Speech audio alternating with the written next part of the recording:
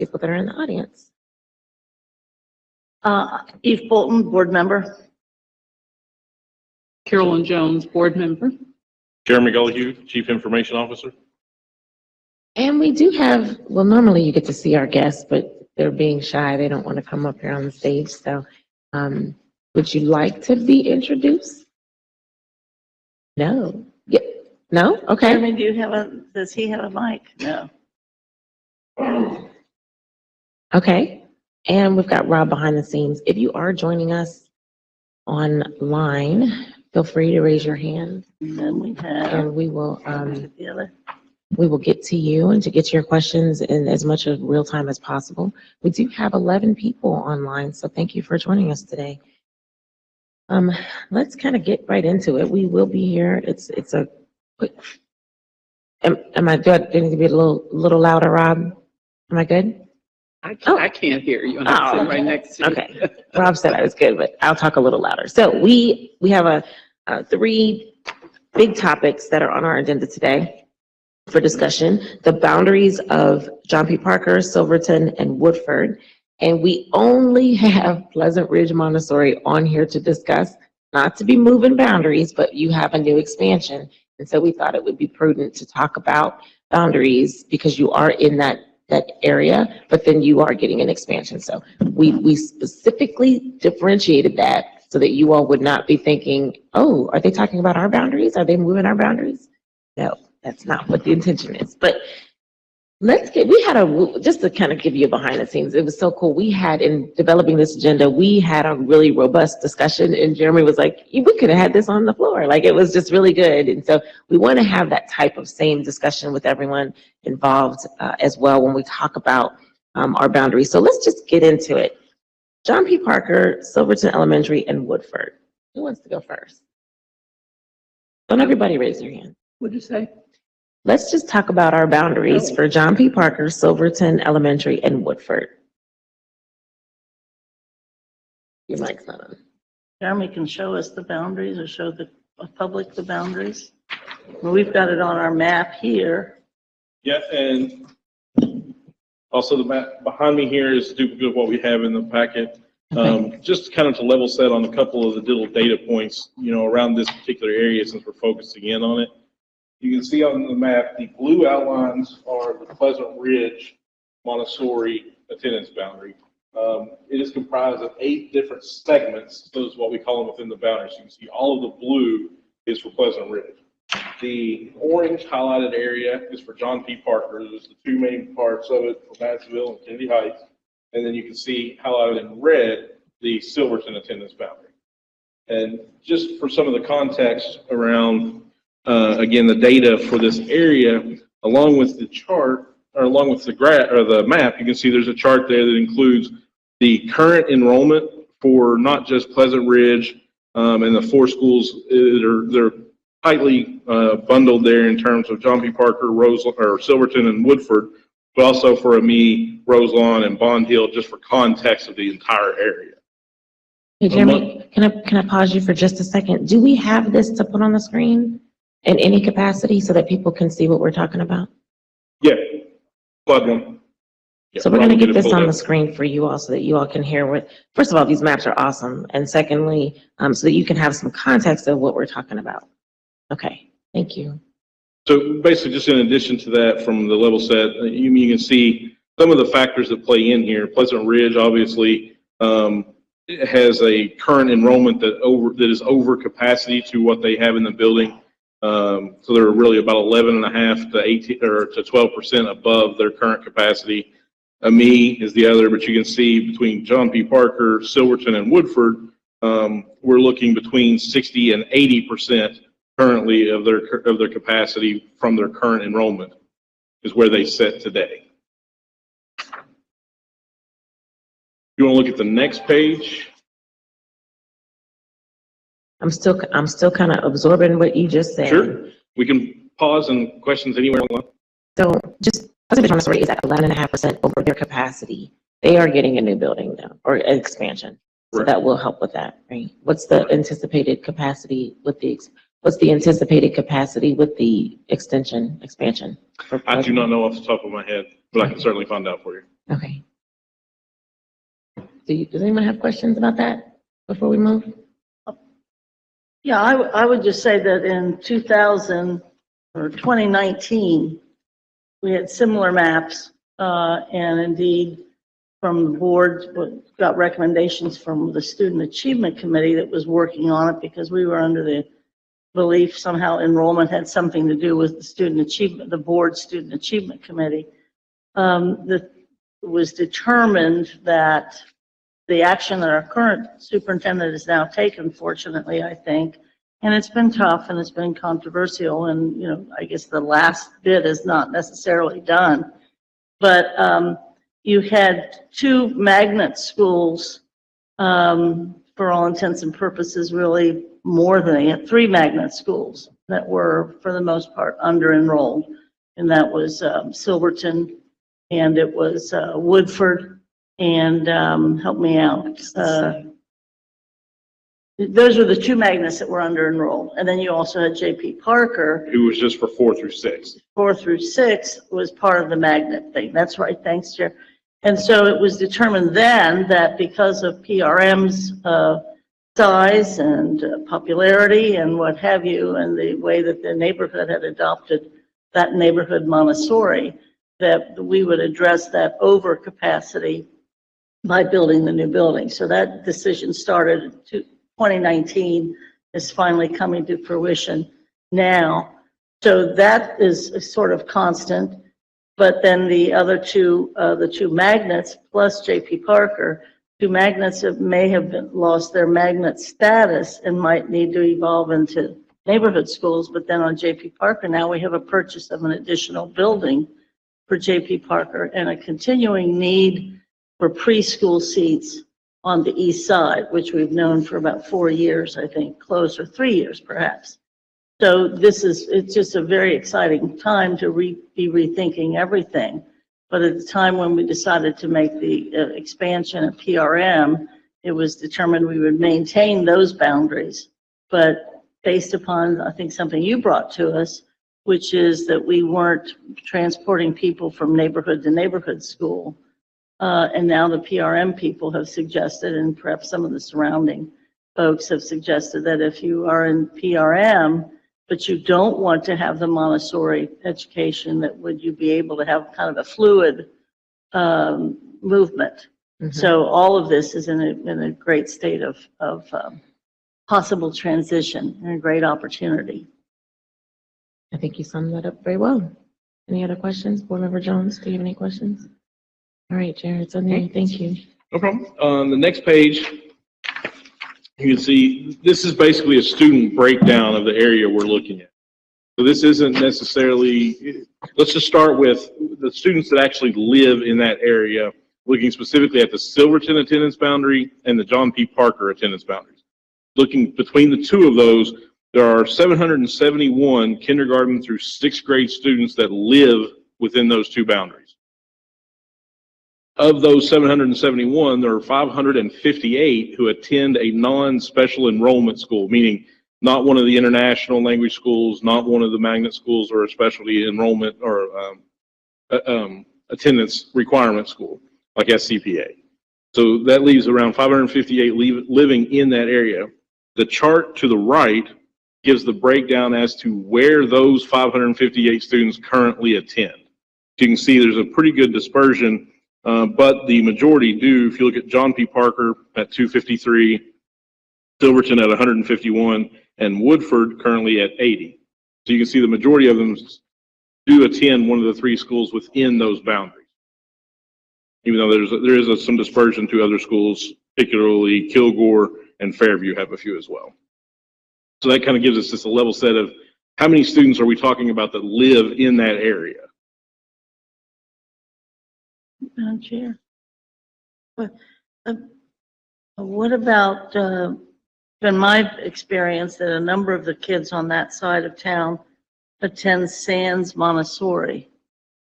There's I'm not, maybe I'm missing. So like I said, this is looking at only the kids that don't attend one of those type of Montessori, the language or international or any of those that would take them out of the area or relatively close. Gotcha, okay, good, that's important, because that's always, Sands has always been a big drain and, from that area, so thanks, I didn't understand that, appreciate it.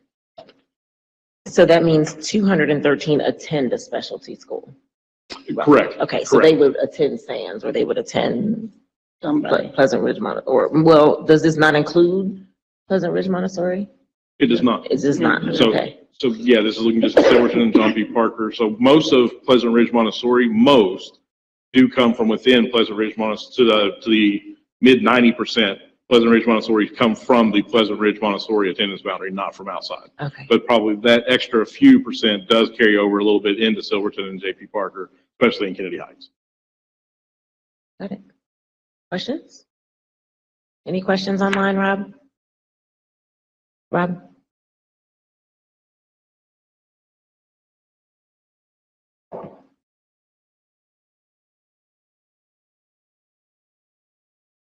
We have Tracy who's made a request to join the session, but she hasn't indicated she has a question in the chat or a topic as of now, so you're good. Okay, Jeremy, good. Good. All right. So on the next page, page 4, I tried to break down some of the factors for consideration. Just these are some of the things we've talked about over all of our course of the committee and various discussions around this particular area that we're trying to figure out, you know, what all adjustments or factors we need to consider as we're looking at this.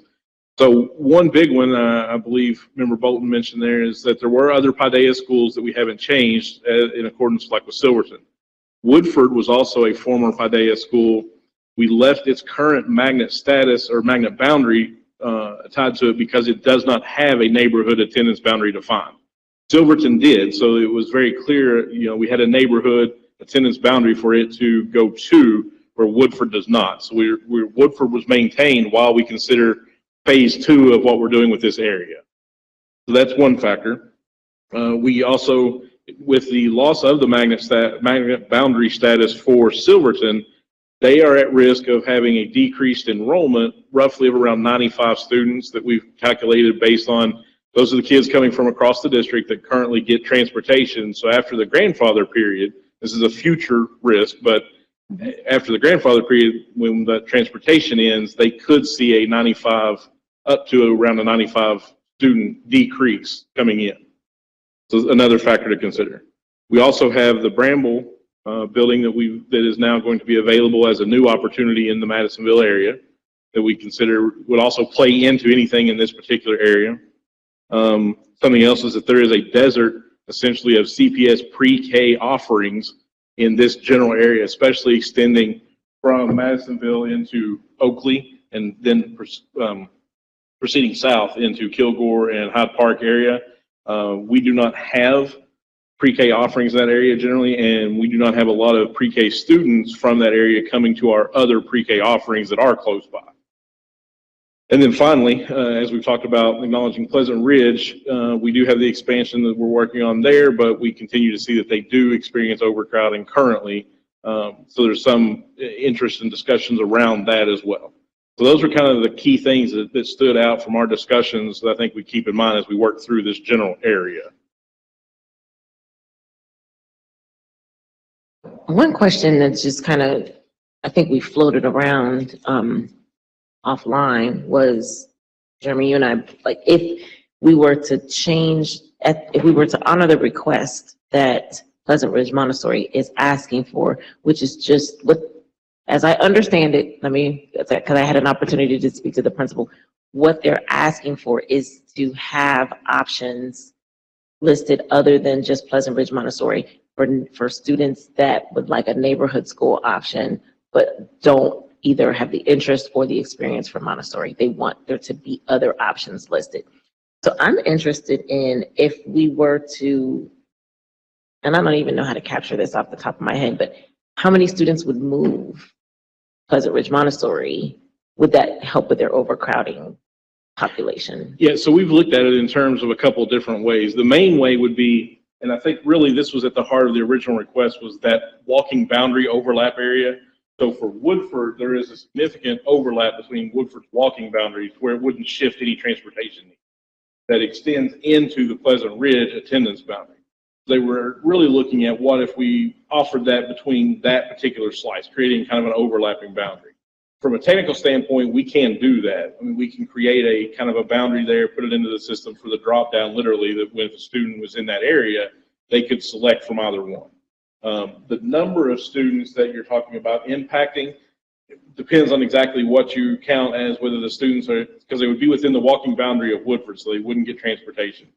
But you're looking, it's hard to predict the number of kids who would choose which one to go to, but it could potentially have 30 to 40 students that live within that overlap that would then get that offering.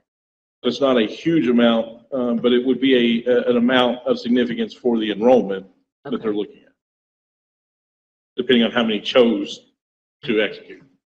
And 30 students might be significant. I'm just wondering, that could make an impact. I'm looking back here. Yep, I was going to say, if we look back, Pleasant Ridge right now is at 732, and that's 12% over. Their capacity is 655.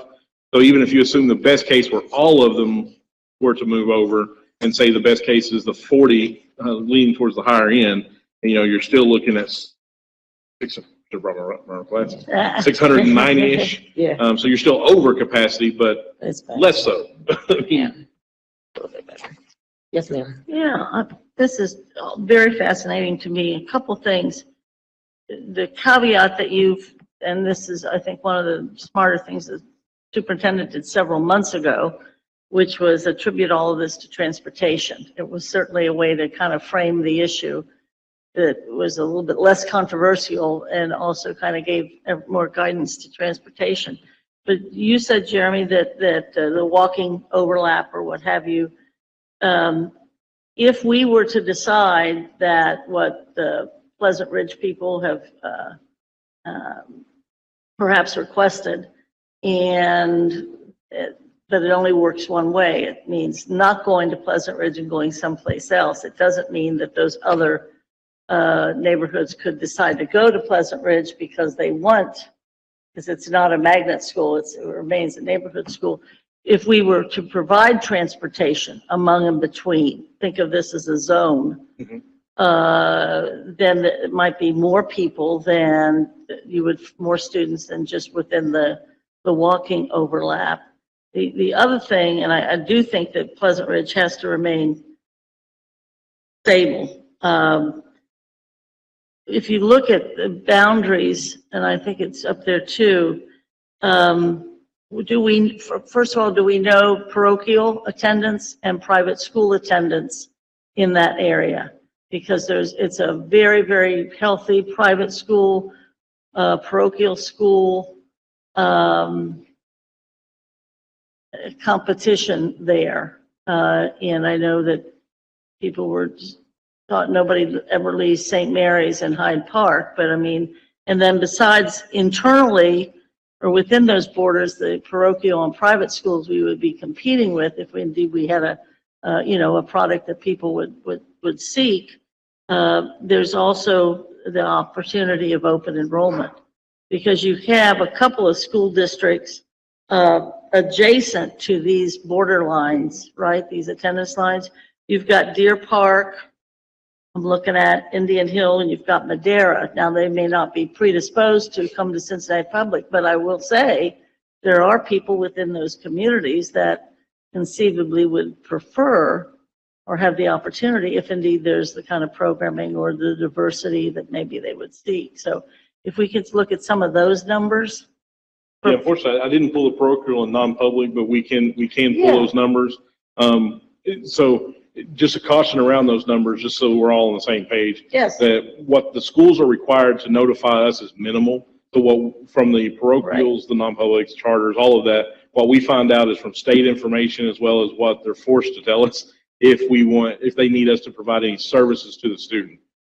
There are a number of those kids. It's hard for us to know if they don't tell us, then we don't know they exist. So those numbers are a little skewed, but we can pull what we know for sure. I think that would be interesting to talk in terms of the competition, because it's obvious that Silverton and Woodford, as they move from magnet to neighborhood, that we can create the boundaries, but all those schools are on the edge of our district, and therefore an open enrollment marketing possibility might be reasonable too. Yeah, we have the open enrollment option now. We see kids coming from outside. This is fairly zoomed in. You can only see a couple of the purple dots here outside. So we do see them come in, but I agree from the marketing standpoint, we could probably increase that. Do more. Thank you. Dang, I had a question and that was like 3 minutes ago. I can't I'm remember sorry. exactly. Oh, I also. And you're young. I know. I'm sitting over here 70 something. See now, I know, my head's too heavy today. it is. I Um, hear you. I also am concerned about Silverton. It was about Silverton and wanting to also kind of preserve their numbers as well. I know we said that they have about 95 students at risk of changing schools because of the loss of transportation. They estimated to potentially be more than that. But as we push and pull, I want to make sure that we are pushing and pulling so that it's advantageous to all of our schools and not taking to build one at the expense of the other one. So how is Silverton's boundaries impacted? Like how are they impacted by what we're talking about for JPP? So one thing, and this is a comment I think we've had before, just, to kind of reiterate, it is very difficult when we realize that 100% of our, district in terms of the area that we have authority for attendance of is covered by boundaries. There is nowhere that gives us a gap to where there is additional areas to add boundary to. So we are 100% covered. So it's very difficult when we look at how we shift some of these boundaries that ultimately a lot of what we're talking about just at the boundary level is shifting where our students go from our students still being our students, just somewhere else. So the boundary part of it becomes very difficult in that. I think if we want to shift to the next part of the conversation around more of the theoreticals of what we could look at, and some of the last thing we haven't addressed in this list of considerations that I think would lead to our next conversation would be our discussions around the potential of middle school opportunities. So as we looked at this area and we talk about our other conversation around middle schools, there's some thought, some things I've laid out here, again, very theoretical just in terms of if we were to look at this area as an opportunity for a middle school potential, and how that may play out with some opportunities between these buildings. And I hesitate to even use the school names, because when you're building a system like that, you're looking at really the buildings you have available and then designing the system. And it comes almost abstract from the actual schools that are there today that you have to migrate into it. That by no means does that mean you don't have to be concerned with that. That is a huge step, but as just the first building blocks, you almost have to look at it as just the buildings to start with. And so I think that plays, what your question around Silverton plays into that next conversation as to what could this area look like if we started looking at that kind of system, if we were ready to go there. Yes, ma'am. Thank you, Jeremy. Yes, ma'am. Yeah, thank you. I'm kind of sitting here trying to absorb the discussion, which I think is a good discussion. I'm a little confused, and I just want to kind of make a statement of, just because it's on my mind. I'm a little confused because it seems like now we're focusing more on discussing boundaries, which I know we need to understand. I do understand that. But we're talking more about boundaries, but I'm looking at, I just jotted down sort of three sort of overarching things for the entire, like as we start laying out our plan for next steps and whatever. So I'm just trying to make a connection. I need help in understanding how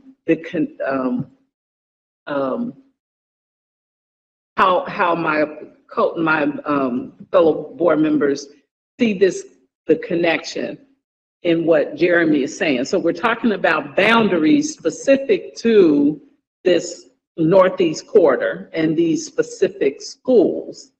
But what I heard in past meetings was that there, especially like with Silverton, there's much more concern about losing their magnet status. So for me, the access to programs is just as critical as the boundaries. And I heard Ms. Bolton say at one meeting, she made just put it out there, food for thought about maybe the impact at a school like Silverton wouldn't be as great if we worked with the boundary issue. So I get that.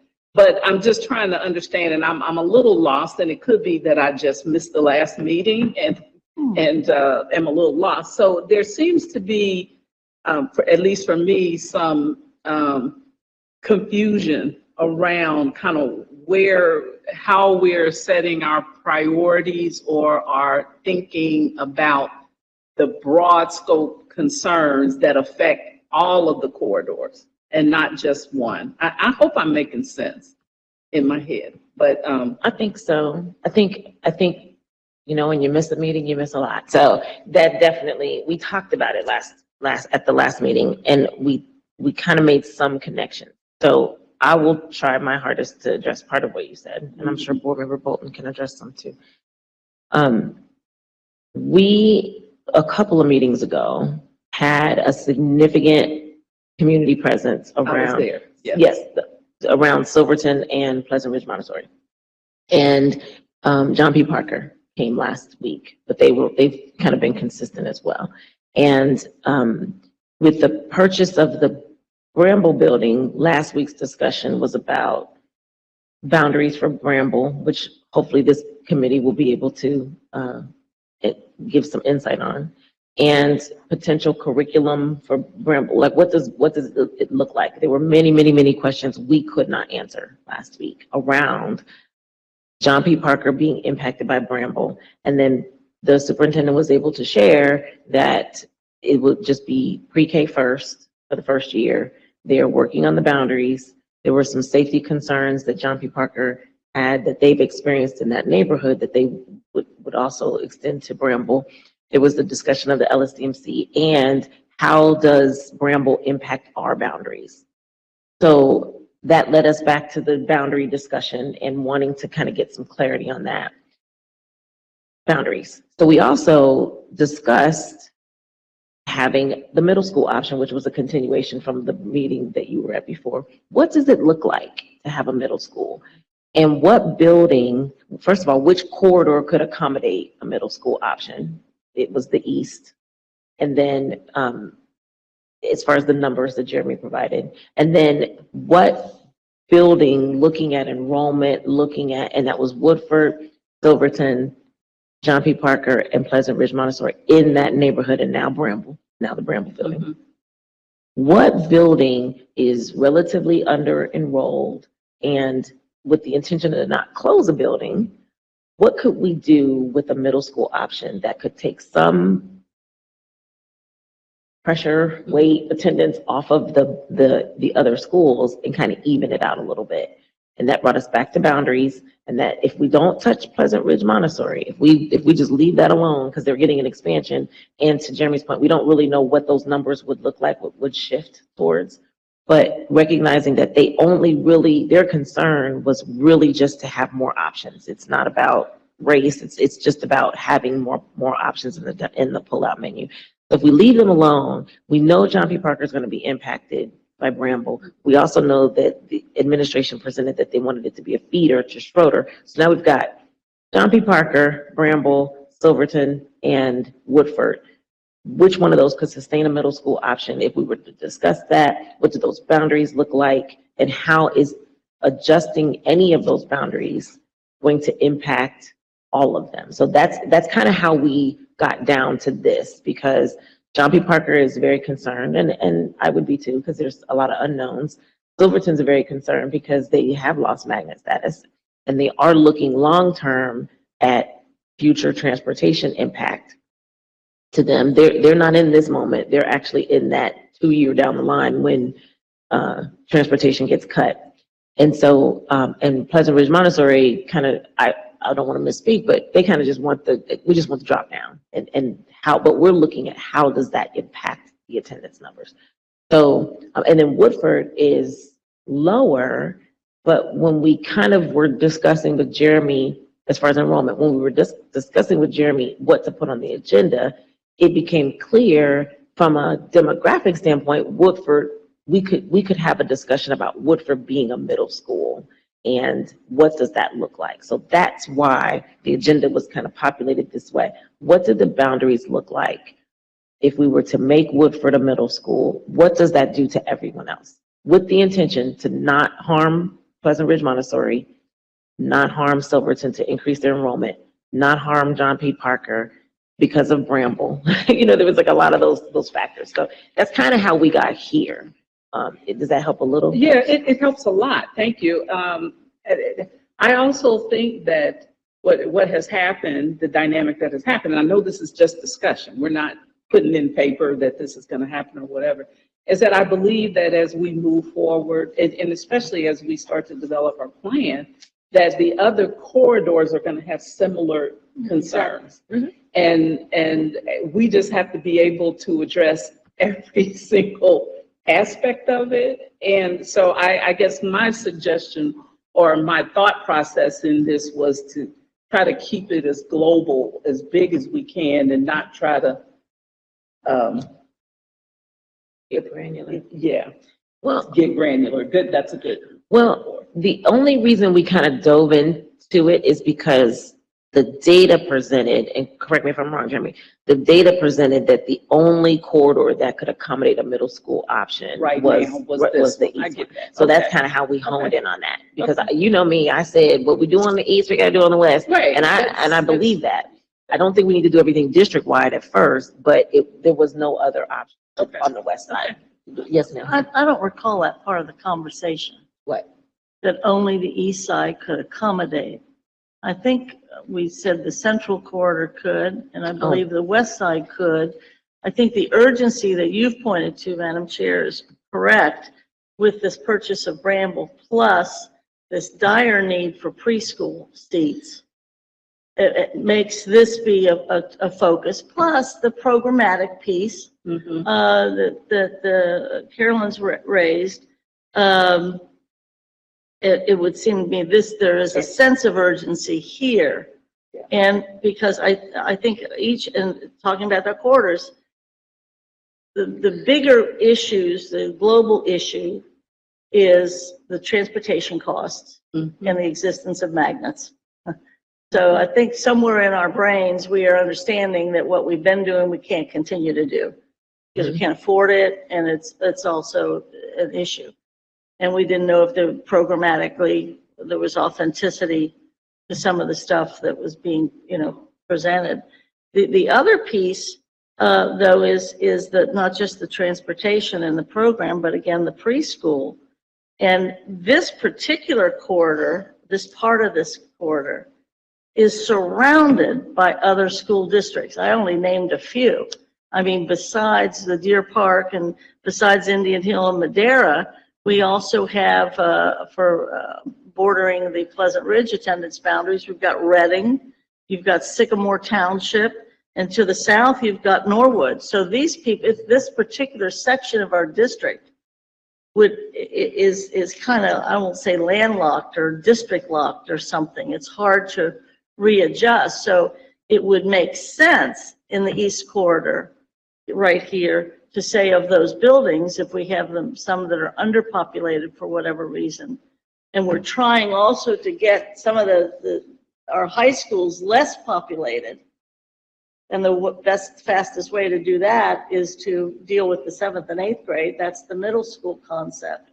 So you'd have to look at this and see which one of these buildings, whether it's Woodford or J.P. Parker or Silverton or whatever, which ones already look more like a middle school, I mean, facilities-wise or size-wise or whatever.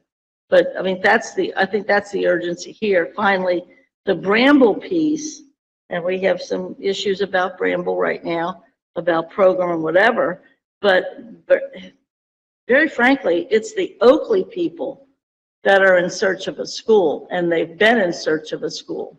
And so even when you start marketing Bramble, you probably have to look south to Oakley. I mean, I don't know if this might be wrong, Jeremy, which would not be unusual for me saying something wrong, but a lot of the kids that are at Hyde Park, even though it's named Hyde Park, are from Oakley. That's The correct. Hyde Park kids and the Mount Lookout kids or whatever, so it would seem to me that you almost have to look south for Bramble And that's why that preschool piece is so important, and the way we market Bramble, or the way we market, is it J.P. Parker? That's, yeah, to the south. And then you've got, and your point, I think the Woodford piece would be a good middle school, just of its location within that corridor. But there's all these bigger things Yeah. happening globally. Yes, ma'am, we can have a discussion. Yeah, I hear you, and I agree with everything that you said. I just want to caution us that we came into the discussion about ad hoc because of that overarching concern about the transportation piece. I think the opportunities that the East Corridor, just in terms of how we look at this, has the opportunity that it presents us, it gives us a model. It gives us an opportunity to really look and see and change and whatever, and we can learn a lot from that. But I just don't want us to lose the forethought or the opportunity to do that bigger piece. That's so critical. The bigger piece to me, the transportation piece, the program access, all of that is very important, I think, for the district as a whole. So I'll leave it at that. I just thank you for the clarification. I needed clarification. No, I agree with you. I think that, I think it's important to remember the mission and keep that at the forefront. But then also, I am just not a fan of doing things entirely district-wide when we haven't ironed out kinks, when we haven't figured out what's going to work, figured out what we should do, and now we're impacting thousands of kids. But I do want to clarify, Jeremy, because I thought that the East Corridor was where it made the most sense to start. So maybe I got that wrong. So originally we looked at it a little different. I think in our last meeting, we got some clarification and we talked about different options for the way we would look at modeling a middle school versus what we had started looking at. Our first option and what we identified was actually the central corridor between South Avondale and Rockdale because of the ability and capacity between those two buildings that you could lift the population of one into the other in either direction to free up a building of capacity. So we were looking at it at that very basic level. But I think last meeting, what we discussed was a change or a shift in that modeling to thinking less about creating an individual building in isolation and looking at it as a function of the system. Mm-hmm. And then the east side became really kind of apparent for this particular area as an opportunity to look at that modeling because we had all of these factors that were all playing in at one time, as well as the addition of Bramble. It just everything was kind of coalescing to give us this area as a prime candidate to look at as a model opportunity. I think so. And I think in my mind, I just went to, oh, this makes sense. So this is where we're starting. But I think to your point and to Board Member Bolton's point, it just, so many factors. Bramble was an issue and people were asking so many questions about Bramble and the impact to the other schools and then the feeder. It was just like, okay, let's focus here. Let's focus our attention here. And I think that in my mind, I just shortened it down. But yeah, I appreciate that. So thank you, Superintendent Wright has joined us now. So thank you for being here. We're just kind of summarizing where we are. Jeremy, I think it's still on you. Well, first of all, do we have any questions? Oh, okay. Good morning. We have Tracy who's looking to join the discussion with a couple of questions. Tracy, you can go ahead and unmute your camera and microphone. And then we will have that following, we'll have Katie as well. Okay. Tracy, are you with us?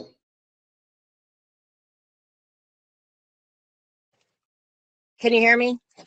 We can. Oh, hi. Sorry, I was outside and the garbage truck came by, so I had to jump in my car real quick.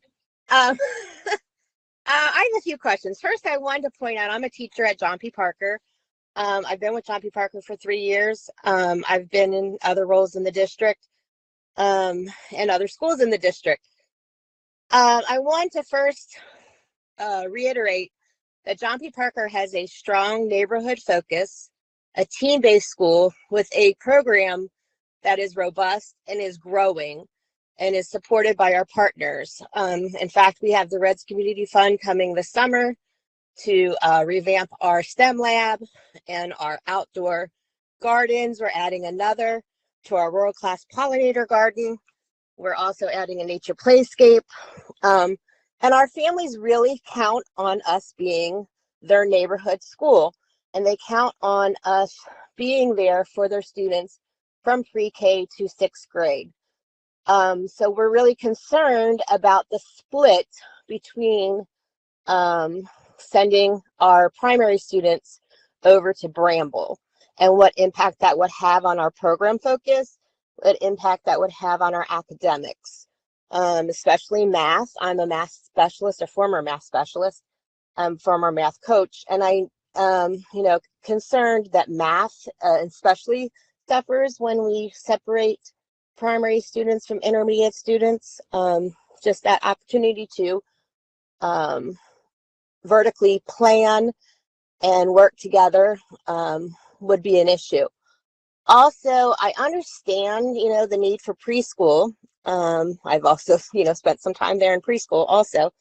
And Bramble would be a great location for a hub like Vine, or as you were talking about the issue with overcrowding with Pleasant Hill. I'm not sure the details about the expansion, but has anyone thought about putting primary Pleasant Hill in Bramble and adding preschool, sort of like Gamble Montessori has their own Montessori preschools, and they also have a Rising Stars component over there at Gamble Montessori. My other thought was that Silverton seems to be the school that would have the most room for a junior high. And then my main issue, one of my main issues, and I'm trying to speak about this delicately. I was at Rockdale when CANS was created. And at the time it was felt that CANS was created to keep a certain population of students in the district that did not want to go to Rockdale.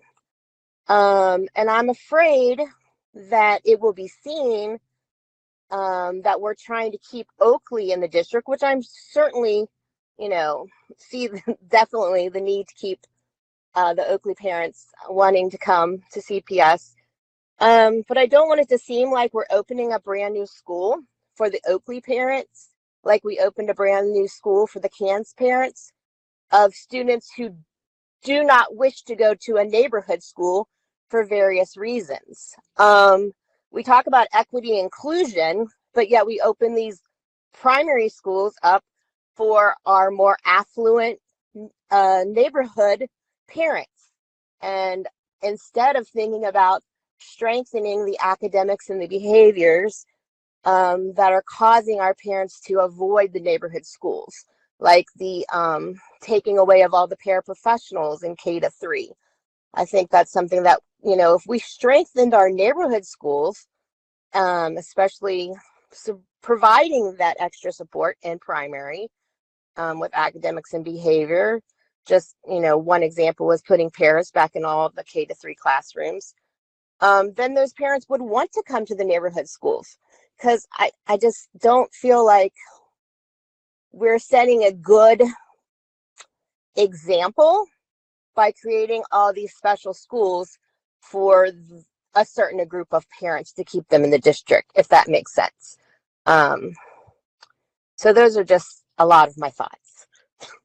Thank you for sharing, Tracy. We really appreciate it. I will, I'm going to let the superintendent answer some of the things that you spoke about, but I will say that what she shared last week or last meeting was that there wouldn't be no intention to shift the focus from John PP as far as their student population. They would maintain what they have. They wouldn't be taking away from John PP to attend. And so, are you saying that they wouldn't be taking our K-1-2 students and putting them in Bramble?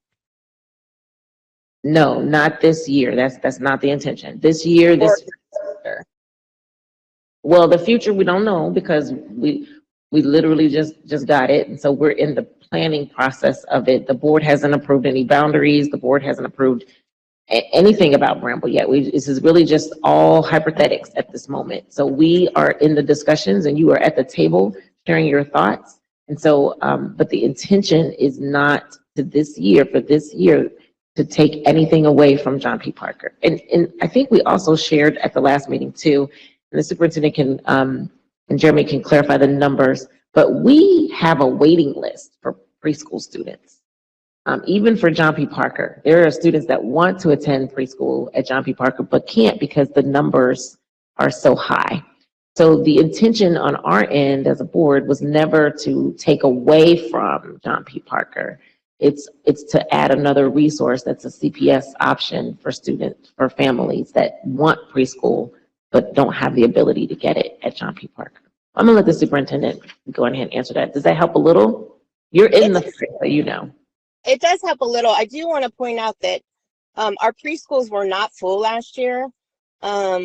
We have 4 preschools, 4 wonderful preschool teachers. One, most have taught in John P. Parker for decades. So it is something our community really attaches to, sending their children to the same preschool teachers that their older children had went to. Also, our parents count on having all of their children together in one building. I'm not sure how that would affect our parents if they had to have their primary students in one building, and not this year, I understand, but in 2 or 3 years down the road, and their older students in John P. Parker. They count a lot on having all their students together in one building in the elementary grades. That's why maybe putting Pleasant Hill in Bramble, splitting them might be an easier option since they are more of a magnet, a Montessori. That's just a thought I had while you all were talking. Okay, got it. Let me let the super that up. Was that all your questions, Tracy? Yes, I'm sorry. No, you're fine. You want to go out? You're fine. Good morning, and thank you for your feedback and responses. So I think the best way for me to start is, Bramble, the school location, has been one that has been, there's been conversation around since my transition May 2nd, to be completely honest. We came into the knowledge that the charter school that was in the location was going to close, and I do believe this is the 3rd or 4th charter organization that has been in the school in the last 6 or 7 years. And so there was an opportunity for the district to move back into the neighborhood with a presence at Bramble. To clarify a couple of things, and that was brought to the board, and the board supported us moving forward because of some of the very historical things that you're referencing right now and other information. Obviously, the team that's here and you as someone that's been in the community for a period of time know firsthand the information. For me, it has been doing research, talking to individuals, collecting information, and making a recommendation to the board that appears to be in the best interest of the students that we serve in the overall community that becomes Bramble, John P. Parker, and Schroeder. We spent a lot of time this school year talking about programming and why programming is important. And one of the things that I think all of us have come to, thus the ad hoc was established before I transitioned to talk about some of the areas around boundaries, but a lot has come out of these conversations. One of them is John P. Parker is a wonderful location, wonderful school location, and some really great things have happened at the school. John P. Parker is also one of our most highly underutilized schools in the district right now. When you reference pre-K, to Dr. Moffitt's point, we do have a waiting list for pre-K. We don't have a waiting list for John P. Parker. And so the opportunity for us to move back into the community as supported by the board, into the Bramble community to be specific, as supported by the board, was really to give us a footprint back into the community. And then to spend the rest of the time engaging with the community, with support of the board. Yes.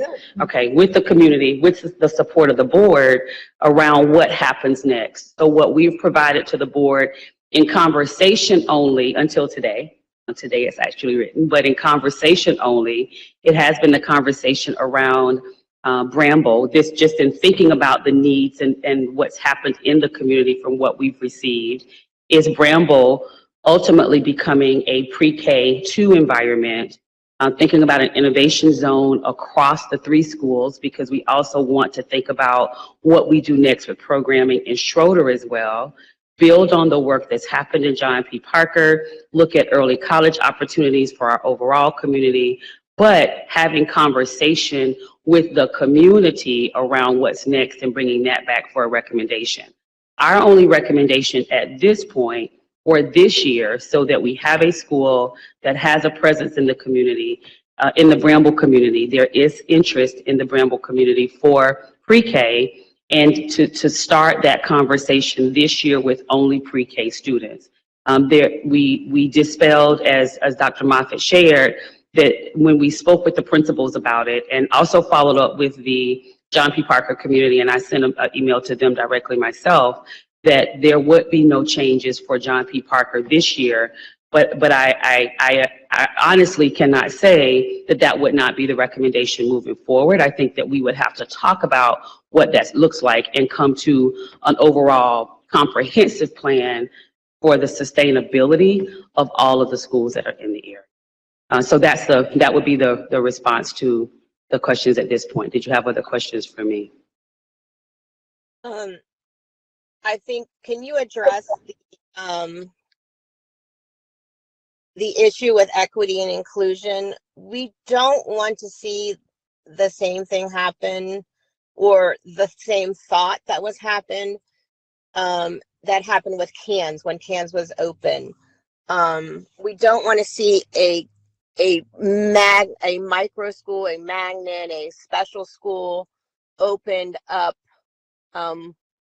pulling not really only for the Oakley parents, but the parents who don't want their children going to a neighborhood school. So I know we have a lot of parents in Oakley that want specialized schools, a magnet school, or they do go to the parochial schools. And a lot of issues are around academics and behaviors in the neighborhood schools, and how we can strengthen those schools back up. So I just don't want it to be seen that we're doing the same thing again that we did with CANS, as far as we're opening up this school for, let's face it, the white children that don't want to go to a school of predominantly Black children. And it just, with our equity and inclusion focus, I just feel like it's a bad publicity. It's a bad way to go. Yeah, so Tracy, I'm gonna just, I want you to know, we hear you.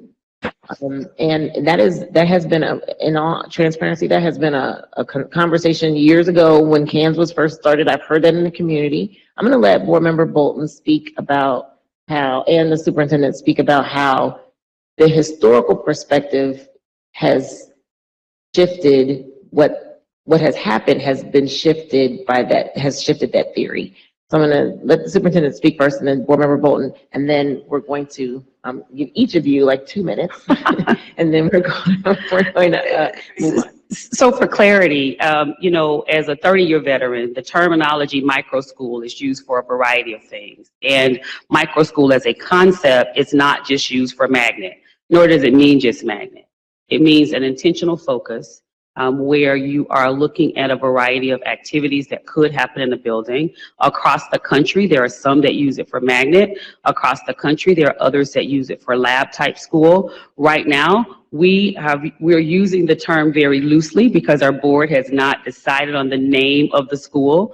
But in order for us to get started with preparing to open the school, micro school was something that was intriguing because it offers the opportunity for us to partner with a university partner around support for the school and the work that's happening in the school, as well as community partners. So the term micro school is not just synonymous with magnet, nor has there been conversation about the Bramble School just being a magnet school. I don't know where the conversation will go once we move forward and really do the overall engagement for the community, have the conversation with the board. I can't say where that will go ultimately, but right now that's not been a part of the conversation. So just in terms of clarity on that.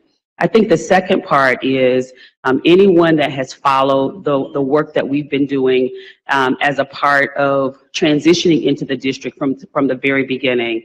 We talked a lot about programming and making certain that we have programs that are available in schools across the district that give us a sense of equity.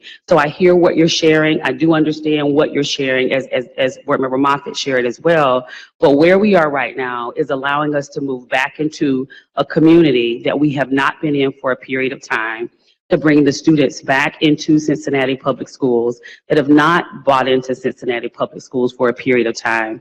And from there, do the engagement. So again, we're looking at the sustainability of all the schools, not just individual pockets of schools. So in terms of CANS, I think that a Board Member Bolton will speak to CANS. Yes, Tracy, first of all, the overall theme for these many months has been actually a reduction of magnets, not the expansion of magnets. And yes, focusing on the quality of neighborhood schools and being in the marketplace where our families want to attend the neighborhood schools because they're wonderful and they serve the proper purpose for the kids. So generally speaking, I think you could be happy about some of that stuff.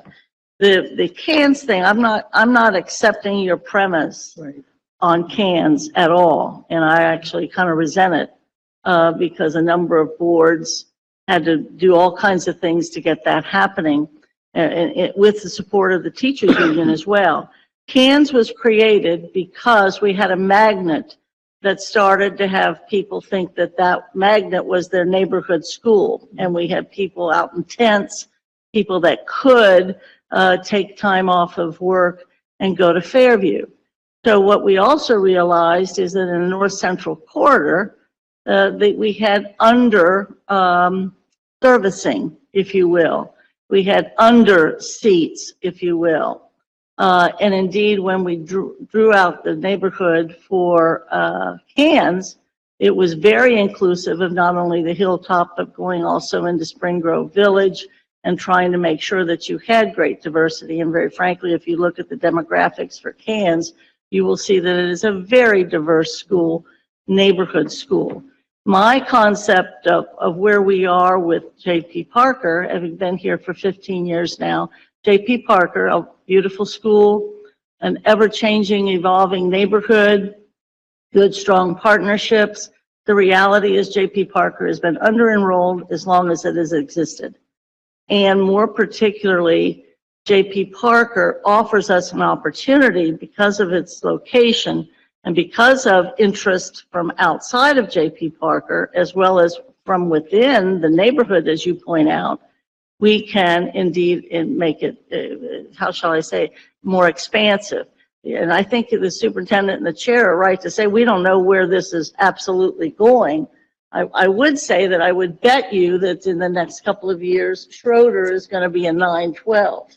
I think that's going to happen. And I think that's going to happen with a lot of our high schools because they're overcrowded and we cannot build wings to accommodate the 7th and 8th grade. But unfortunately, historically, an awful lot of flight has happened from the J.P. Parker attendance boundaries to Sands Montessori.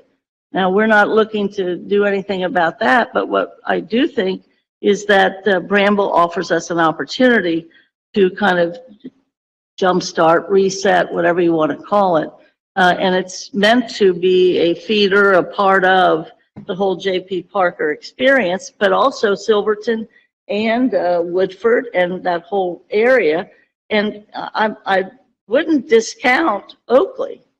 From a standpoint of the location of Bramble, should be drawing people possibly into even the J.P. Parker attendance boundaries from Oakley, because Oakley does not have a neighborhood school like Madisonville does, and we can't necessarily build them one now. So this is a very exciting time But I do reject the premise about the cans. That area had to be addressed because of Fairview's popularity, because of the elitism of that whole experience of magnet citywide. And indeed, we created a great neighborhood school that is very diverse. And indeed, we're looking at some interesting things regarding Rockdale and South Avondale, as Jeremy mentioned earlier. But thanks for your comments. All kinds of things are possible now if we're willing to take action. Thank Thank you. Thank you you. so much. Board Member Jones, did you have anything? All right. We also have Katie Botos as well. Okay. Katie, please go ahead. No, I did not provide a limited time, but we will be moving forward. Thank you. This is Kate Bodos, John P. Parker parent. Katie, can you activate your camera for us, please? Afraid you were going to say that. How do I actually turn on my camera? I want to see your beautiful face. How do you turn on the camera on this? It says I'm not sending video. Just ask her questions, Kate. That's fine. Oh, there we go. Now everyone can see me, and I guess I should move my camera so I'm looking at this because I'm multitasking today. Kate Bodos here. I've been taking notes. I actually had a question from almost 30 minutes ago. I was curious about the breakdown on preschool enrollment, what those numbers look like across the schools that we're talking about, Pleasant Ridge, Silverton, Woodford, JPP, because to Ms. Linville's point, I have friends that actually enrolled their kids mid-year at Parker with no problem, which is curious to me because, again, we're a 5-star preschool and nobody's talking about it. To me, that's a failure on the district's part in terms of marketing. The other piece of data that I'm very interested in is the breakdown for the additional 213 students that weren't accounted for on that chart. So I'm going back, like I said, about 30 minutes or so. Of that breakdown of 771 students. I'm curious where, the breakdown of 558, but I'm curious where the other 213 are attending in terms of specialty magnets compared to where they're living in the district within that 4-school boundary line. Most concerning to me right now is this conversation around the Bramble community. There is no Bramble community. The neighborhood is Madisonville. I live 3 blocks from this school. I could literally walk here and talk to you guys while I'm on the phone. Miss Linville is very on point with the perception, and oftentimes perception is reality. The perception is that there's a new school being created. I heard Ms. Bolton talk about attracting Madeira and Indian Hill and Mariemont. I've heard conversation about, well, here's this great school that Oakley kids can go to. But I'm not hearing anything about marketing to the neighborhood itself. That to me is very concerning. We have tons of preschool, going to be preschool, kindergarten, 1st grade kids that are here. When I look at the definition of micro school, what that entails and what that looks like at schools around the country. You're talking small class sizes, individual attention. It's something that for $30,000 I can get at Seven Hills, but now you're telling me I'm going to be able to get it similar type of thing free in my district. Think about that in terms of what type of students that you're going to be attracting that can afford to drive their kids out of their current neighborhoods that they're living to so they don't have to go to a neighborhood school and can go to this new Bramble community school. I'm actually for the increases. I think education is very important, but I also think that CPS, and I can't stress this enough, needs to do a better job of marketing the neighborhood school that is currently present in the neighborhood and making sure that this new school seamlessly transitions into, because once they hit 2nd grade, you're telling me it's going to be pre-K through 2nd.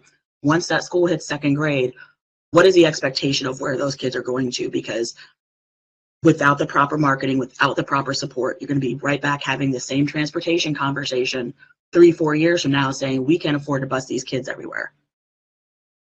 Create an equitable system that is showing not only the neighborhood, but CPS students as a whole. I shopped 9 schools, public and private, before I purposely chose JPP because of the curriculum that it provides. I could have sent my kid anywhere. I chose my neighborhood school because the staff, the tours, Miss Linville actually was my daughter's third grade teacher.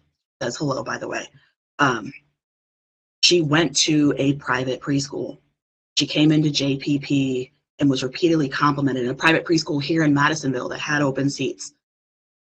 JPP continued to foster that education and continue to build that child to the highest math score in the third grade because of the work that our school does.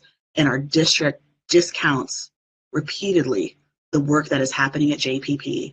It discounts repeatedly the things that these students are accomplishing. I saw nothing on CPS's social media when our sixth graders went to Canada in May.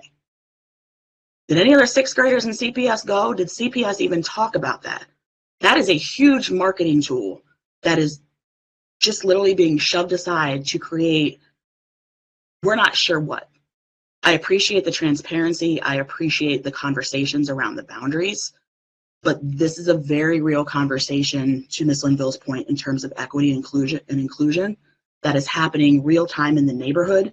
We saw it with Citizens of the World. We saw it with the previous charters. You don't have to send your kid to this neighborhood school. Send them to our special school over here. They're going to get this great attention, small class sizes. Okay. We don't want to see it fail. We see that when our kids fail. I completely understand and appreciate your comment. I do want to, and thank you. I do want to, is that all of our questions, Rob, before I answer your, okay, thanks, Kate. I do want to say we value what John PP brings to the table. And this is not an attempt in any manner to take away from the great stuff that's going on at John P. Parker.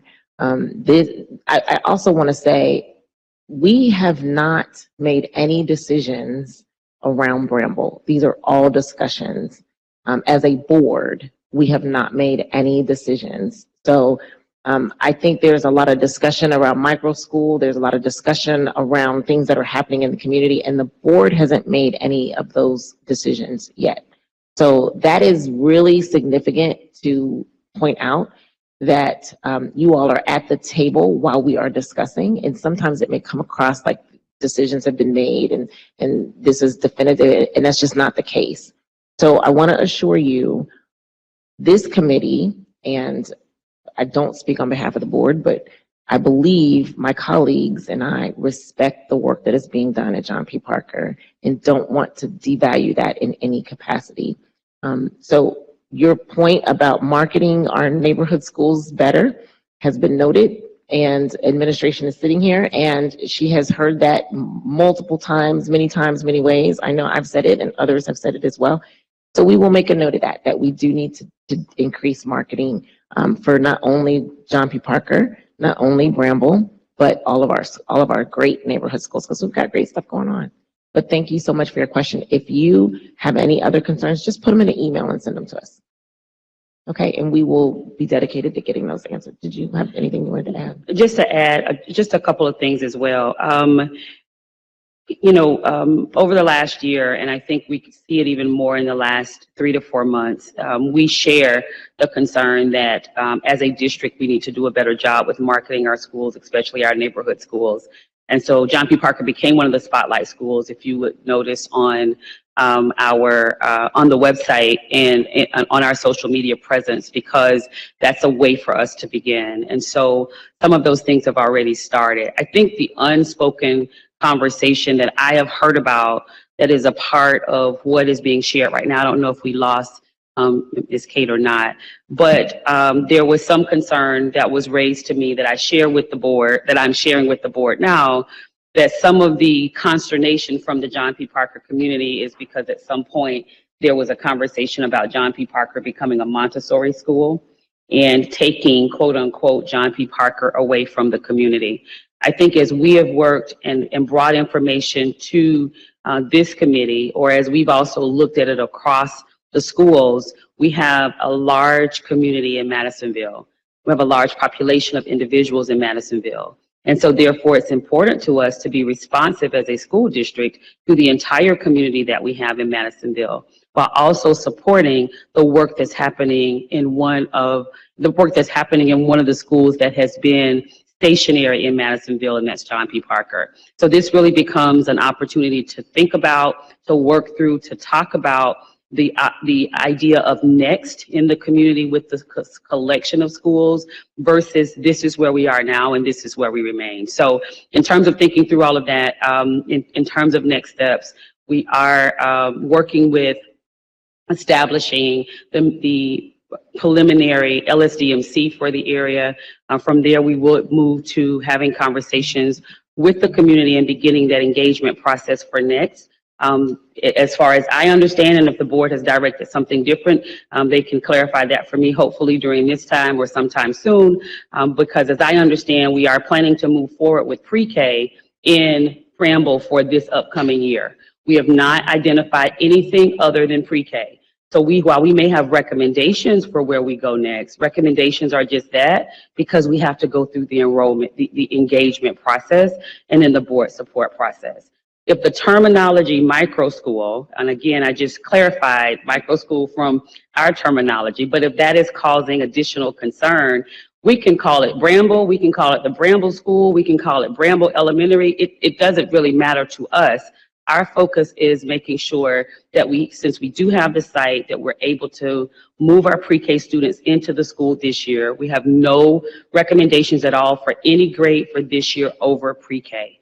And so just to continue to clarify that, and I do not have any direction that says we would not be looking to move into the school in the fall with pre-K in the school. So if the board could clarify that for me, that might give us more information. Okay, so I hear this. I hear from Board Member Bolton that that's accurate, but if the other board members have anything else that I need to know about that. No, I don't have anything. I just think, there's a process and we're going to follow the process that's been established. And so whatever that process is, we're not going to get into it here, but it involves community engagement. It involves the board being involved. And so I think that whatever the process is, we will be following it. We have one more question, right, Rob? We do, yes, and I think actually this was just addressed. If there hasn't been any board approvals, how did the board approve to hire a principal for Bramble? And that question came from Deborah.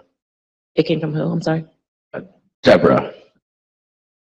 So at this point, there has not been a recommendation given to the board yet for a leader from the school. We are following the process. The board policy dictates that we would start with an LSDMC. The individuals in terms of requests for LSDMC have been sent to those that would need to be involved in that. One of our team members who has been a part of the district for a period of time is doing the engagement with the community council for the community council representatives. What the posting of the role allowed us to do is get candidates potentially for the school that we would then recommend to the board. So that has not, we don't have a principal yet. There's not been one appointed. There's not been one recommended to the board. There's not been one put before LSDMC as we are following the process as a part of the policy. Any other questions? Yes, ma'am. Yes, ma'am. Or get the mic from Rob. Rob can give you a mic. You don't have to get up. That's okay. Okay, I'm Sharon Cheney, Chair of PRM LSDMC. I'm also the Vice Mayor of Gulf Manor. And this isn't a question, it's feedback for you that I'm hearing. Since PRM has become an ed choice school, people that are sending their kids in Gulf Manor to parochial and the private schools are a little concerned that now that they're not going to get a voucher, they may not be able to. So I just wanted to bring that to your attention. I don't know if it'll, add more to our schools or not, or if they'll figure out how they're going to go ahead and do it. Just wanted you to know that I've heard that.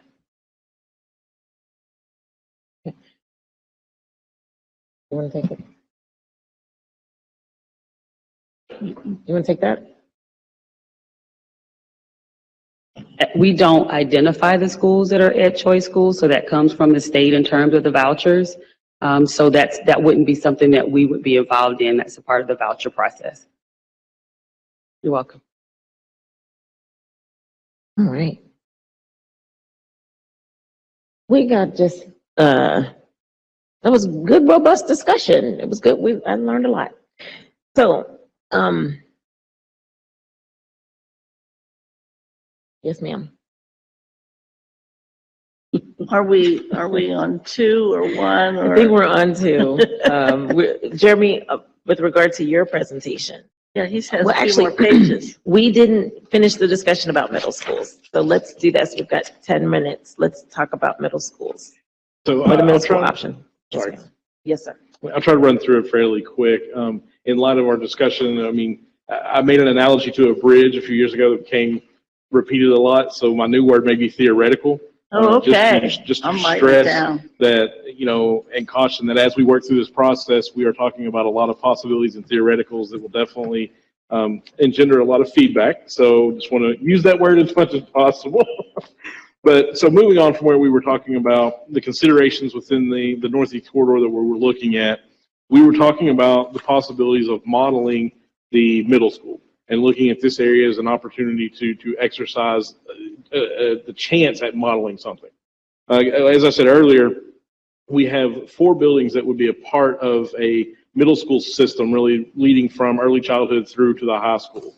And I hesitate to use the schools in talking about what school would be anything specific other than just the capacities of the building.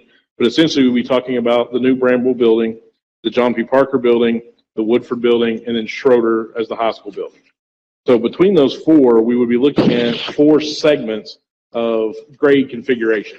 Something between a pre-K and a 1 or a pre-K 2, something between a 2 to a 5, 3 to a 5, the middle school being the 6, 7, and 8, and then high school 9 through 12. So we'll be looking at 4 grade configurations to match up to the 4 buildings, essentially. And looking at that and looking at this specific area, and this goes back to what we were talking about Silverton and what the committee was looking at last time, that we talked about some of these possibilities with modeling this. Looking at Silverton specifically, we have the Kennedy Heights area, which currently is part of the John P. Parker attendance boundary. We could look at the option of moving that attendance boundary to Silverton. So what that would do would be realigning the students that are living around the Woodford area in Kennedy Heights to Silverton, which is roughly around 68 K through 5 students. So if you remember, we talked about the future possible risk they had was around 95 students. This would be restoring around 68 current CPS students to that attendance area for Silverton, bringing them closer to where they were to start with. Again, K through 5. 63, we focus a little bit on transportation. Again, not really a deciding factor in a lot of this, but it is an important factor among it. That would be 63 of those students live within the Woodford walking boundary and attend Woodford currently. So if they were looking at a new neighborhood school, then that would be adding to transportation to some limited capacity. The next part would be to look at if the Silverton area was expanded to the Kennedy Heights area, that leaves, and then we remove the new Silverton enrollment, which would be approximately 300 students from remember we talked about the 588 that lives there in that area not attending the other magnet programs. That leaves some of the baseline attendance or enrollment that's currently there to redistribute. So what we would look at between the 3 grade configurations as to whichever building we were to model which one it would be, you would be looking at a pre-K through 1st grade of 198 students available. In the pre-K, it's around 69 students, 63 in kindergarten and 66 in 1st. For the 2nd through 5th grade, again, and you could switch these or shift these about 35 students in either direction if it was to be a pre-K 1 versus a pre-K 2 and a 2 through 5 versus a 3 through 5. You would shift about around 35 students. But the 2nd grade configuration being the 2nd through 5th would have around 277 students available. The 6th through 8th would be 196. So if we look at those student populations, and again, just looking at them from a building perspective, you would have, with the Silverton change, you would have Silverton very close to around a 300 population. You would have your other 2nd through 5th very close to a 300 population, a preschool at around 200 population, and then 6th through 8th middle school around the 200 population as a baseline. These are only the CPS students that are currently enrolled at CPS and living in these areas. A couple of other factors to consider. We know about the minimum of any of our schools, with 1 or 2 exceptions, as we mentioned, like Pleasant Ridge earlier, that almost any of our schools, the minimum outside of attendance area, population coming in is going to be between 10 and 15%. Just from employees, students, special needs students for special cases, any of the variety of reasons. That would be the minimum. So you would look at a potential increase there, as well as then when we look at marketing and programming, reinforcing the system could potentially bring in additional students as well. So this would just be the baseline students. Looking at it again from the system perspective, that would take from the 7th and 8th grade students there that currently attend the other high schools, you're looking at reducing the enrollment at Schroeder and Withrow by the most significant amounts. Like Schroeder could be predictably around 61 reduced, Withrow by 41. And so then you can see the utilizations and the stuff is in the chart there to the side. There's a couple of 1 and 2s in there as well, but those are the two big ones. So that gives us kind of an idea of if, again, taking this theoretical area to model what a middle school system would look there between 4 buildings for early childhood, elementary, middle school, high school, as to what it would look like in this area from an enrollment standpoint. Yet the next map, the next page would be the realignment, what the boundaries would look like if we were to, again, theoretically look at this kind of model for this area.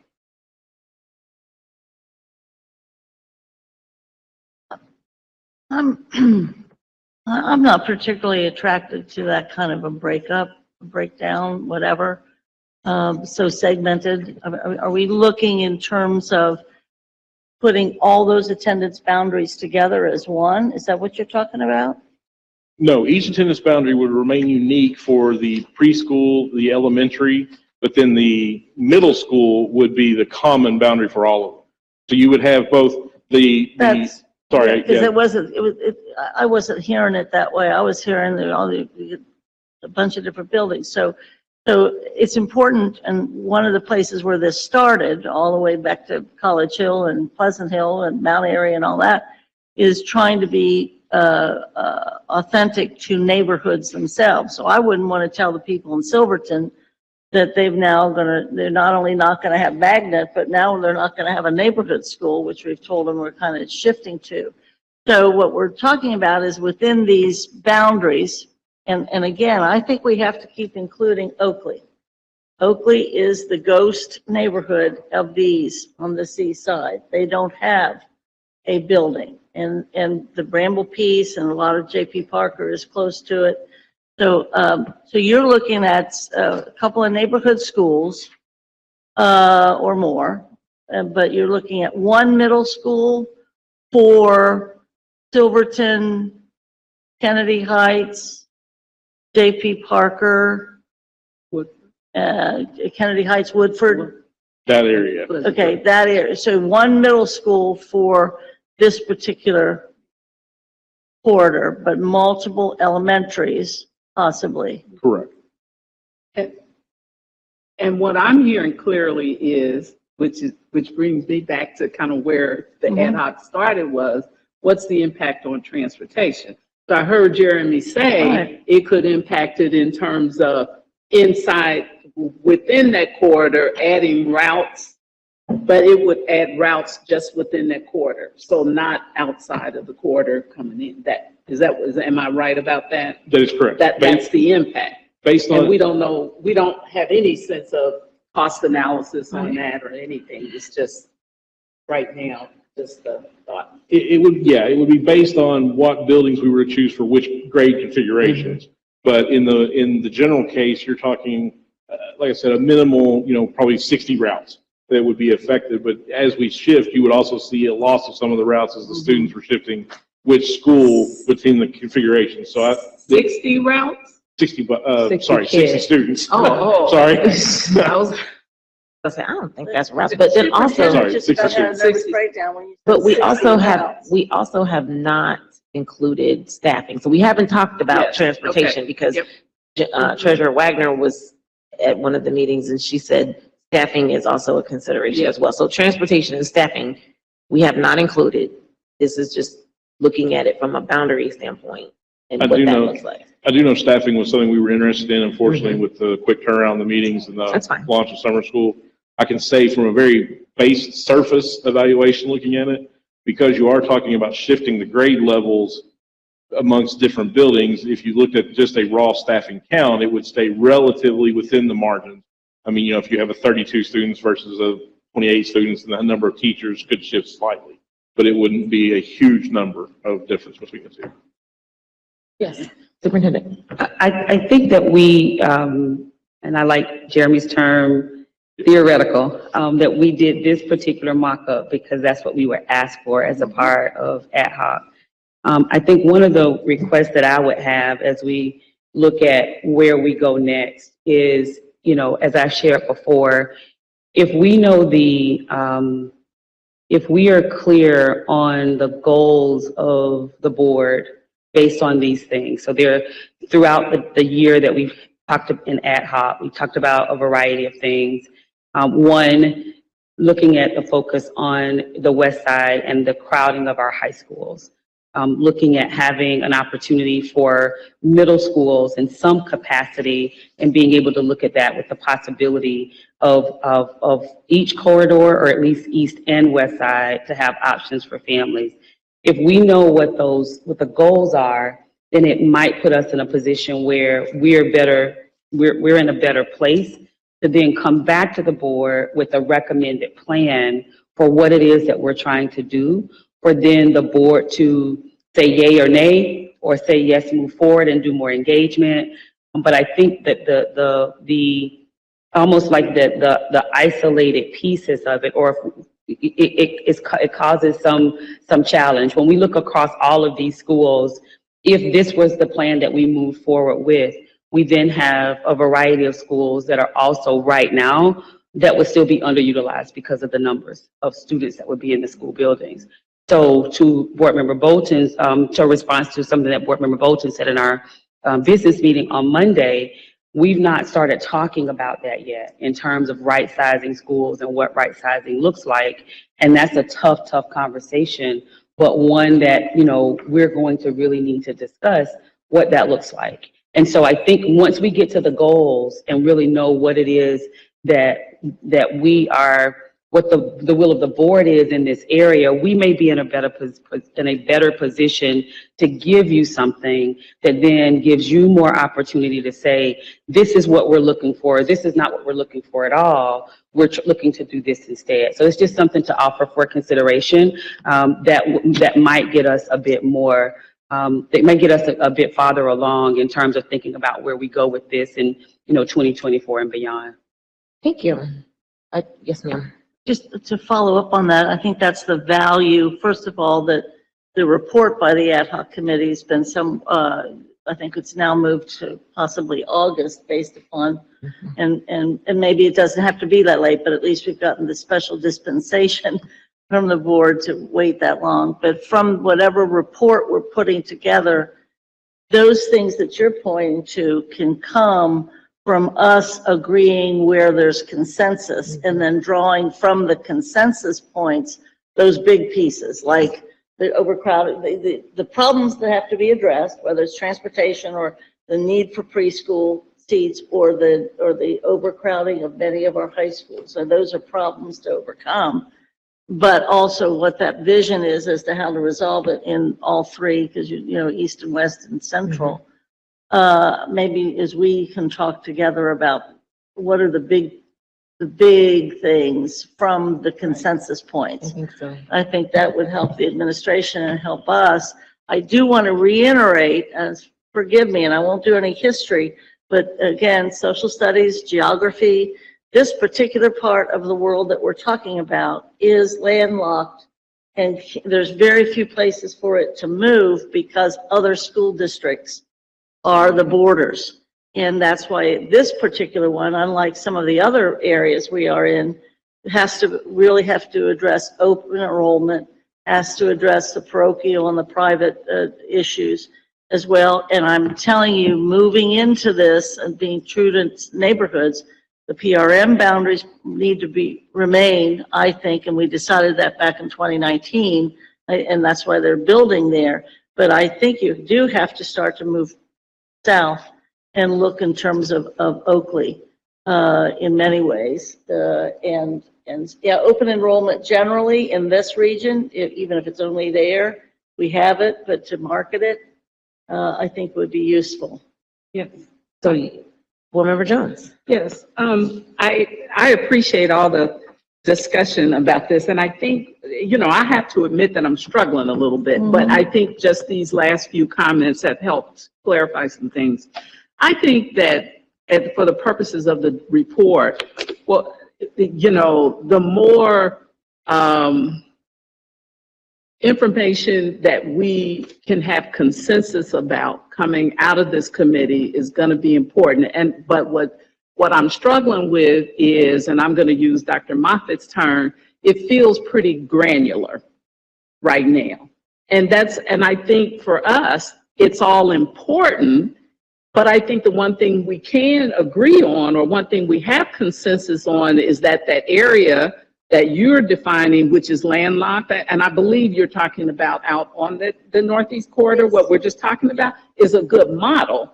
So as we start to develop the report, we can use that as sort of kind of a base for how we move the discussion forward. I get lost and I'm concerned because what happens is when we start going to the granular discussions, the communities hear about it. And we have people, and God bless them, I appreciate their interest in wanting to inform us, but we know that we want to do a broader kind of engagement with the community. So we have to make sure that we're hitting these areas that we talked about where we can reach consensus on and have information about all of the corridors, what we're doing in all of the corridors. So I don't know if I'm rattling on it. What is this, Thursday or Friday? I don't even know. Okay. But Okay. anyway, yeah, just to keep it sort of focused on the big picture. And that's it. I'm done. So we are over time. I'm just going to kind of summarize my thoughts. I think that the report will definitely drive some direction. I think that this has all been super helpful, and really to me is part of the process in figuring out where we need to go as a committee to make recommendations with regard to community input and direction for the administration to move forward. But I also think that,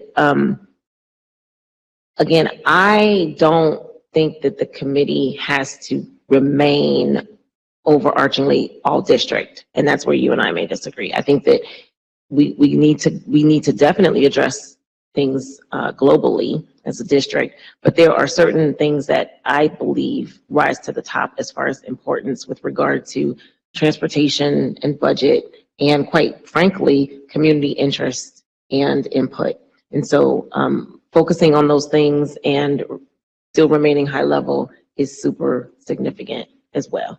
And so I do think that we need to be providing some direction we need to collect our information and then give that to the board so that we can provide some direction to administration, because I think that the community is hearing one thing and then they're seeing things, they're not hearing things. They're seeing things, making determinations and assumptions based off of what they see. Some of those things we know about, and some of those things we don't, quite frankly. And we're getting that confusion. And so we also need to be aligned, in my own personal opinion. I see Carol is like really, really waving me down. While she's coming, While can I she's just make coming. one comment? Yes, ma'am. Okay, if I could just make one quick comment. I agree with what you said, but for me, what makes, and this just is, maybe it's how I think, but it makes practical sense for us to get these thoughts down in some kind of plan where we can look at it. It doesn't necessarily mean I'm saying that everything has to be done across the board the same way. I'm not saying that. But until we get focused on what is the big picture and what can we agree on and how, in terms of how we move forward, I think it's at least for me, it's going to help us move toward what are the special circumstances, and all of that. So I think we're on that pathway Yeah. with regard to the report. That do you and I not know- agree with that? Well, I think the we're on report will path. drive that. Yeah, I think we're on the path, but I'm thinking about the timeline. If we're proposing that this committee continue to meet until December, you know, what is a reasonable timeline to have a report that allows the full board to respond to it? Well, Eve says August. I mean, what we decided on was that the Yeah, that's report it. would be by August. Okay, well, Well, we've only got one meeting in I July. know. And That's so, what concerns me, is that do we have Okay. time to pull everything together? well, there's 2 meetings in August. So we didn't say when in August. We just said August. We have 2 meetings. I believe so. There's only 1 month where we only have 1 meeting, and that's Okay. July. So we could, in essence, and that really is determined by us because we have the report, we have it electronically. We have to just add our information. So I think the board did agree, and I want to say you were sitting there. Well, With I'm that, not we said disputing August. it. We I said just want to be August. clear about that. I'm not trying to be anti whatever we're moving, but I just feel like that for me, the conversation, using your term again of being granular, we're getting here, and it just provokes a lot of emotion and thinking from the community as well about what's going to happen in that area. But I'm just feeling like once we get all this on paper and can respond to that and have the board, it gives us some direction in terms of those last few months of what we want to do or how we want to move forward. And that might relieve us from some of what I feel like is getting into the weeds. That's all. I'm not. Okay, yeah. I think I understand. I don't agree, but I do understand. That's I fine. think, because I don't think that this is getting in the weeds. This is the responsibility of the committee to work on boundaries. That's not weeds. That's the responsibility of the committee. And so if you're talking about curricular instruction, that's board work. I agree with you. But the responsibility of the committee is to work on boundaries at the elementary level. And whether that be in a corridor or that be looking at 4 schools within a corridor, that's what the responsibility of the committee Well, is. I'm not And arguing so- that point. So that's I'm not just- weeds to me. I'm talking about the presentation, not the content. I'm talking about what are we, never mind. I'm good. I'm good. Okay, I'm that's good. it. So Carol, we'll have to get to your question. We are 12 minutes over. We'll get to it offline, if we can answer that. Okay, so we are over by 12 minutes, and I apologize to people that are online. And our next meeting, Ms. Phyllis, is June 22nd, I believe. Yes. And we won't have administration there. We will not have the superintendent or Jeremy. So that will be a meeting where maybe we can work on some of our consensus items together, or do you all want to not? There is a list. You got to be on the mic. We can't hear you. There is a list of consensus items that's just been drafted and put together, as well as some of the audit report from the administration, big ideas and suggestions. And if committee members will look at those lists and be ready to add or change or say, hey, we didn't decide this or whatever, that would be really helpful for the next meeting. And it would also, we wouldn't be suffering then from not having the administration supplying or presenting. It could be our dialogue together, but it'd be great to look at that all before. And I think now we have a new thing, which is, to the superintendent's point, is maybe as we do all that, we kind of keep on a separate sheet of paper, what are the big things, what are the themes that are emerging? And here's the vision, and then that becomes really probably the most important thing to give to the board and to the administration. I agree. So we will see everyone on the 22nd. Is that at 4 p.m., Ms. Phyllis? So it's at 4 p.m. on the 22nd. We will not see administration, so you all have a great vacation. We're And going to then, decide everything. and then we will adjourn.